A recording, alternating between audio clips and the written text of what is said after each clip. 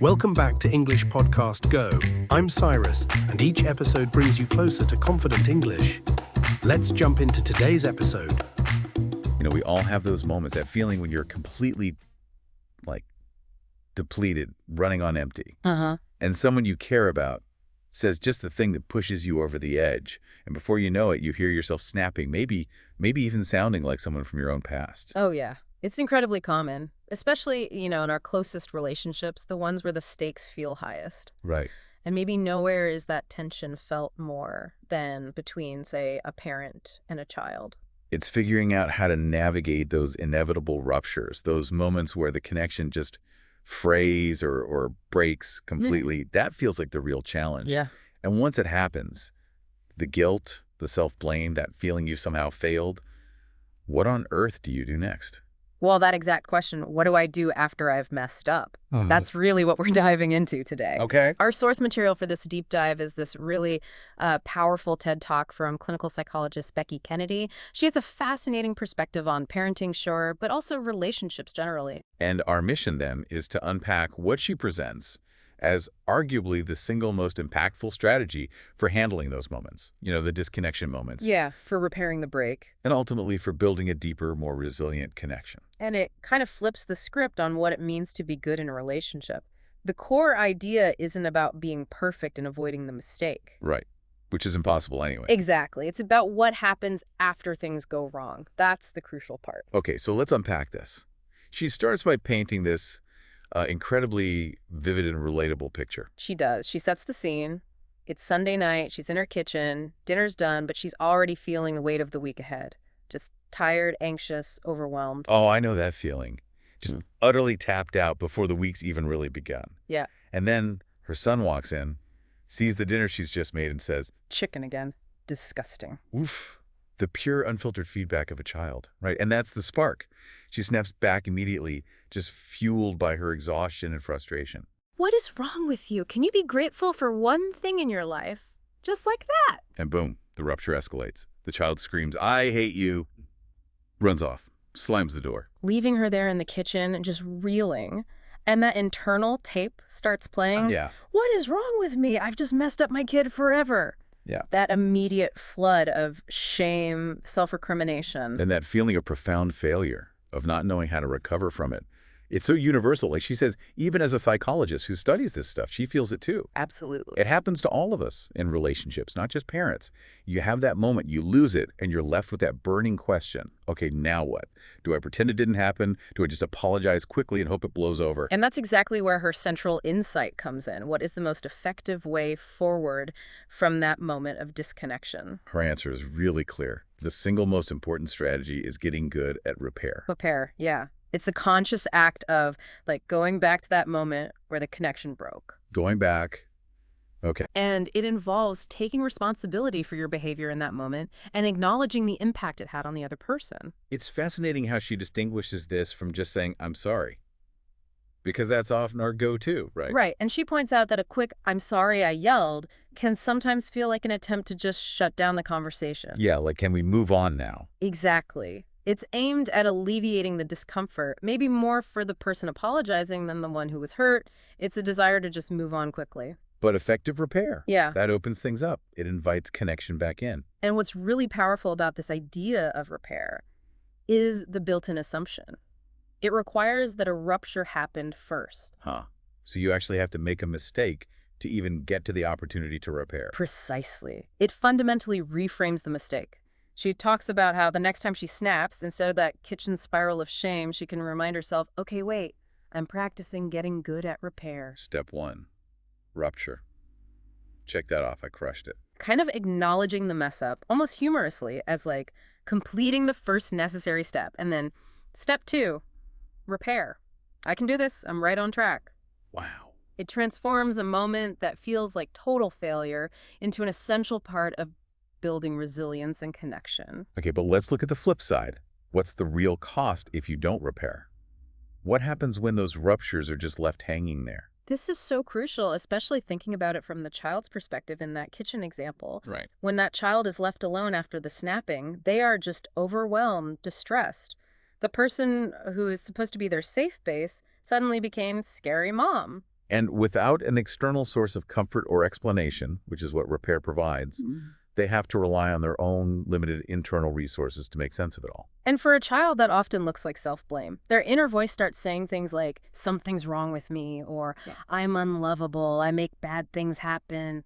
That's heartbreaking, but it makes a certain kind of, well, adaptive sense, doesn't it? Why would a child decide the problem is with the all-powerful parent they depend on for survival? Right. She even draws on some psychological theory, citing the work of psychoanalyst Ronald Fairbairn, who explained this painful dynamic.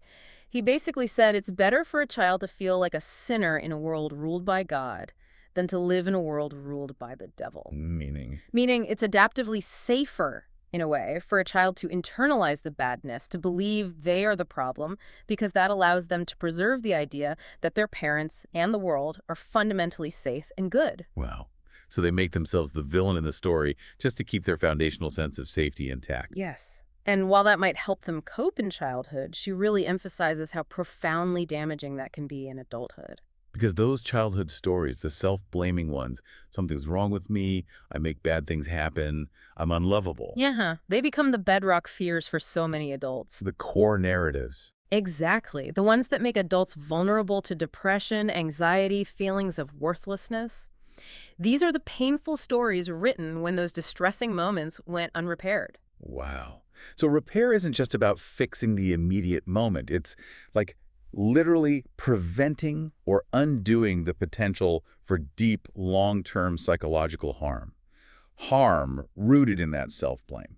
And it does more than just remove the bad story. Repair actively adds back in what was missing in that scary moment. Like what? Safety, connection, a sense of coherence, love, goodness, all those things. It's like you're saying to the child, okay, that scary thing happened, but I won't let that be the final word. Won't let this chapter end with you feeling like you're fundamentally bad or broken. Exactly that. I can ensure this chapter has a different ending and therefore a different title and theme and lesson learned. It's about rewriting the ending. And she connects this so beautifully to how memory works. Yeah, memory isn't some fixed recording, right? Yeah. It's dynamic. It's not just the original event. It's every single time you remember that event. So when you revisit a painful memory within the safety of a repair, within that restored connection, the event still happened, obviously, but your story about it changes dramatically. And when your story about a past event changes, Yeah. you change. The story shapes who you are. Right. She says, with repair, we effectively change the past.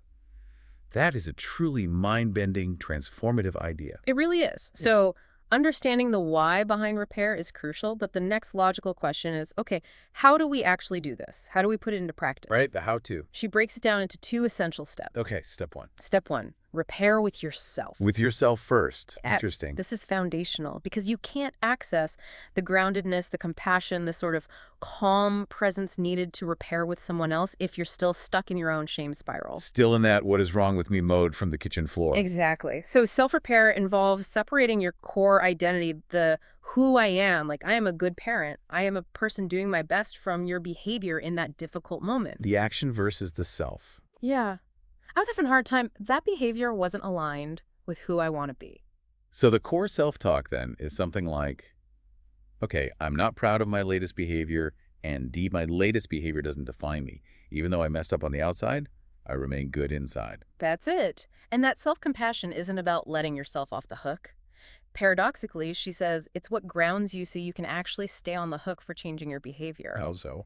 Well, it frees up the energy you were using for beating yourself up, right? Okay. So you can channel it into thinking about how to show up differently next time and how to repair. Got it. And crucially, once you've done that internal repair, you gain the capacity to move to step 2. Step 2, repair with the other person, like your child. Okay, how does that look? Is there a script? Well, there isn't one perfect script, but she suggests including 3 key elements. First, name what happened. Second, take responsibility for your part. And third, state what you'll try to do differently next time. So for the kitchen moment, what would that sound like? She offers a really concrete example, something like, hey, I've been thinking about what happened the other night in the kitchen. Just starting it simply. Yeah. I'm sorry I yelled. I'm sure that felt scary. Acknowledging their experience. Mm-hmm. And it wasn't your fault that I yelled. I was feeling overwhelmed, and I'm working on staying calm even when I'm frustrated. Taking responsibility, explaining your state without making excuses, and stating the intention to change. Exactly. And just consider the impact of that simple, grounded intervention, maybe 15 seconds. Yeah. That brief moment of repair can replace a child's burgeoning story of something's wrong with me with a totally different story. One of, I am safe, I am connected, my parent takes responsibility. That's a massive upgrade to their internal narrative, their sense of self. Absolutely massive. And just as important, it's key to recognize what doesn't count as repair. Things that might sound like an apology but actually fail to rebuild that connection. Ah, yes, the not repair. Right. She gives examples, like the classic apology but, or the but you started it repair. Oh, yeah. I'm sorry I yelled, but if you hadn't complained about dinner, it wouldn't have happened. Exactly. Or the lesson disguised as an apology. Which sounds like. You really need to be more grateful for things. Then things like this won't happen. Ugh. We've probably all experienced those, both giving and receiving them. They sting. They really do. And they might feel like you're addressing the issue, but they fundamentally fail to reconnect because they shift blame, directly or indirectly, back onto the other person. Right. It doesn't actually model true responsibility or healthy emotional regulation at all. Not at all. So, avoiding those pitfalls and getting good at true repair, what's the long-term payoff beyond just fixing the immediate moment? Well, she argues that repairing when kids are young literally sets the stage for crucial adult relationship patterns. How so? That child grows up less likely to spiral into self-blame every time they make a mistake as an adult. Okay.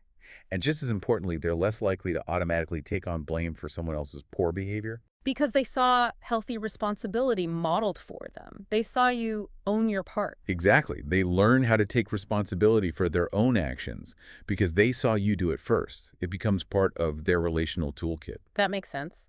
And what about teaching them the skill they were missing in the first place? Like in the kitchen scenario, how to say, not my favorite instead of disgusting. Right. Well, that teaching moment becomes possible after the repair. Yeah. Once the connection is reestablished and the child feels safe again. Then you can circle back. Exactly. You can go back later, maybe the next day, and have a conversation like, hey, I was thinking about the other night. Well, my yelling wasn't okay. You know, calling something disgusting can feel hurtful. Maybe next time you could try saying, that's not my favorite. And that conversation only lands effectively after the repairs happened, after the safety is back. Right. Connection before correction, basically. Makes total sense. This all sounds incredibly powerful, truly transformative. But, you know, there's that common thought that creeps in, especially for parents. Maybe even people thinking about other relationships. The is it too late thought. Yeah. My child is older now, or I've messed up way more than just yelling. I've really damaged things. Is it actually too late for me to make this right? And this where her message is perhaps the most hopeful and profound. If you take away only one thing from this whole deep dive, let it be this. What she says is, it is not too late. It is never too late. That's powerful. And she guides you through this thought experiment that really, really drives it home. Yeah, she asks you to imagine right now receiving a call or finding a letter from your own parent. Making a genuine repair for something difficult from your childhood. Something like, hey, this might be unexpected, but I've been thinking about some moments when you were growing up. Moments that were hard, maybe scary for you. And I wanted to say, those moments weren't your fault. I was struggling, and I'm sorry for how I handled things. If you're ever open to talking about it, I really want to listen, not to defend myself, but just to understand. Wow. She says most adults have a visceral reaction, just imagining that tears welling up, a feeling of something deep shifting inside. Yeah.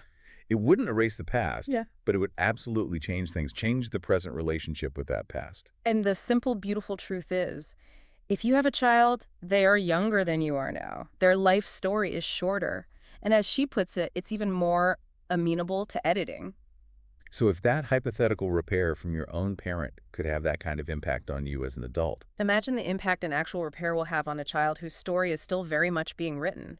It is truly never too late to help change that narrative. That message of hope and possibility is just so essential, isn't it? It really is. So, okay, wrapping this up. This deep dive into Becky Kennedy's talk really reveals the immense transformative power of repair. It reframes our inevitable imperfections, not as failures, but actually as opportunities. Yeah, the focus shifts completely, away from unattainable perfection. Towards skilled repair after the rupture. It's the act of going back, taking responsibility and reconnecting that actually heals the break and changes the story for ourselves and for the people we care about most. And that realization that messing up is actually step one in building stronger relationships through repair. Well, that offers so much freedom and hope, I think. Absolutely. So thinking about this really powerful idea that repair effectively changes the past by changing our story about it. It leads to a really important question for you listening right now, doesn't it? Yeah. What is one small repair, maybe internal repairing with yourself after a moment of self-criticism or a personal misstep, or maybe external repairing, even a small rupture with someone important in your life?